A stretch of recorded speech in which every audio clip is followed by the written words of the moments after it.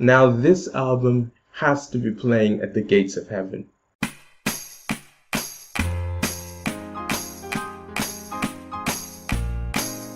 What's up guys, my name is Judge Prime, the ITK, here again with another album review. Today we're talking about A Seat at the Table by Solange Knowles. Now Solange Knowles is a singer-songwriter who's probably most known for kicking Jay-Z in the elevator. Nevertheless, she is a very talented singer and is also the sister of Beyonce. Talking about this album, now this album is 4 years in the making. It has about 21 tracks, features a number of interludes, and according to Solange, this album was meant to provoke joy and to challenge what was known as pop. A Seat at the Table is meant to provoke healing and journey. Now certainly talking about challenging pop, in my opinion this would not fall under pop. I would think this would fall more under soul. I certainly felt the soul in this album. It was quite touching, very empowering. I would definitely say that she achieved that going into talking about, empowerment. I know, and I don't think Solange or Beyonce would like this, but I know there are going to be parallels drawn between A Seat at the Table and Lemonade. Just to speak briefly on those possible comparisons, I would say that to me you can't really, they're two sides of the same coin. But going into this album, it was very captivating, it was very uplifting. I would say that this album is definitely necessary for empowerment, and as Solange says throughout, in a number of interviews, that she felt it was necessary for people to feel empowered. Master P forms a huge inspiration and a huge part of this album. In an interview she did with The Fader, which I'll be leaving a link to in the description below, she says basically, once I had these ideas of someone who really exhibited black empowerment and independence, I couldn't think of anyone who was more fitting than Master P. He's someone I've always had a great admiration for. So she also talks about running out of money to make this album, and how she had written 30 songs and so on and so forth. So the album cover, as I'm sure you've seen now, is quite simple, just features a portrait picture of Solange. Now going into the songs themselves, the album opens up with the track Rise. I would say this is a very lovely, airy introduction to this album. It feels beautiful. I don't think there's any other adjective to accurately describe this intro. It is beautiful. It is uplifting, it is filling, it is majestic. It is quite majestic, but it's a very good introduction to this album. A good way to start your day, I would say, essentially telling you to rise up. The second track, Weary, basically she's saying, she's weary of people and she's weary of the ways of the world. And on this, you can definitely feel the connection. You can definitely feel that she is Beyonce's sister. You can feel it in her cadence, and the singing, her vocals definitely sound like Beyonce. Nevertheless, she does it in her own unique way, and I would say the bass on this track and on a number of tracks throughout this album is reminiscent of an earlier album this year, and the bass is Queen.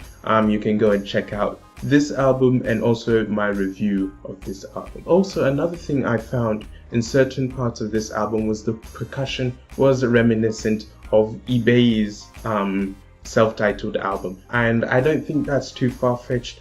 eBay were also featured in Beyonce's Lemonade short film, so it is possible that Solange has listened to their album and was inspired by certain elements of that. So another interesting thing about this album was that the interludes were sort of separated from the songs themselves, like they stood as standalone tracks.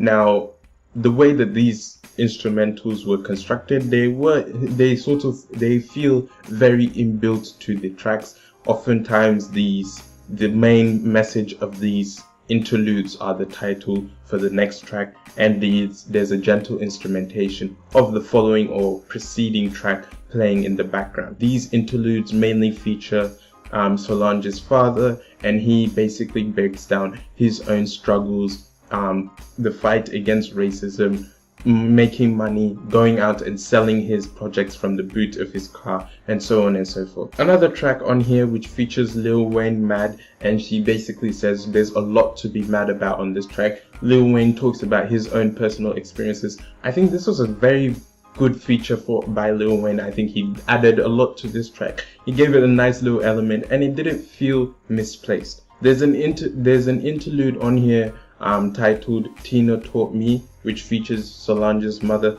and basically she's saying, you know, she's proud to be black. She wouldn't be anything other than being black. And she also points out how people often assume that being proud of being black means that you're anti-white, and she then goes on to say, you know, everything we are taught is European culture and, you know, white culture, so why is it so wrong for us to be proud in being black? This is then followed by the song Don't Touch My Hair featuring Sampa, and I'm a huge fan of Sampa as well. He does a phenomenal job on this feature. And basically this is another nice song, another empowering song, a song that people of African descent can relate to, talking about don't touch my hair, don't touch my crown, don't touch my soul, and so on and so forth.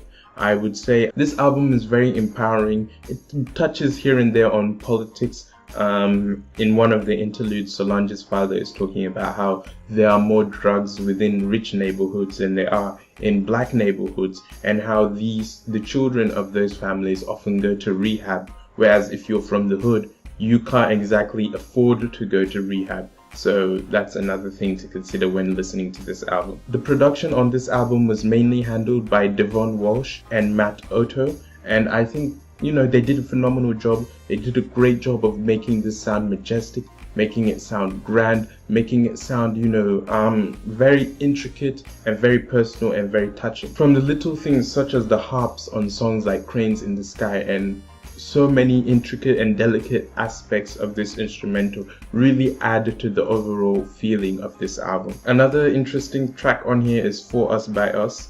And basically this song is like, it's a for my niggas. Basically the assumption that whenever you're pulled over, you're automatically a criminal if you are black. And but you know yourself that no matter what, you're still going to make it in life. And BJ the Chicago Kid is featured on this track. And he says, don't clip my wings before I learn to fly. I didn't come back down to earth to die. So very empowering song. Something you would notice throughout this album, like I said, it does revolve around black empowerment. Now, I'm a huge fan of this, but at the same time, you have to acknowledge that this might be a turn off to certain people who don't understand it or people who don't appreciate it. The song For Us By Us was initially to be called Be Very Afraid, and the chorus was meant to have, you know, be very afraid of color. And basically in this, Solange was trying to express how society has sort of demonized the black race, and there's this inherent fear of black people, like they're mainly, you know, violent and criminal. And that was the initial thought, but it later changed For Us By Us after the clothing brand and Solange seeing it as an empowering tool for the black community. So overall, this album is very empowering. It is very uplifting. It is a beautiful album from start to finish. I loved it. I enjoyed it quite a bit. I would give this album an 8.5. I'd give this album an 8.5 if you're a Solange fan, if you're a fan of Beyonce's Lemonade, if you're a fan of soul in general. I would greatly recommend you go and listen to A Seat at the Table. It is a very compelling listen. And for those of you who aren't more familiar with this type of music, and you know, you just come across this video, I would say that you should give this album a couple of listens. Albums like this, you know, there's a lot of nuance to it, and you might just want to sit down and give it more than one listen, because on the initial listen you might not get everything. It might sound a bit different, you know, you might not get what the artist is trying to say, but give it a couple of listens, understand the topic and the message that the artist is trying to say. And if you still don't like it, then obviously it's not for you. But I would recommend this to lovers of soul, lovers of black empowerment, people who are looking for music to be empowered, people who are looking for beautifully constructed music to start their day or to start their week.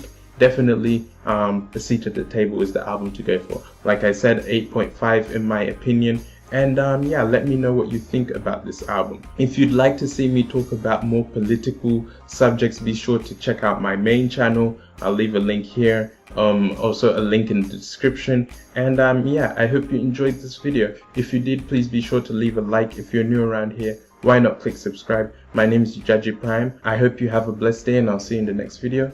Goodbye.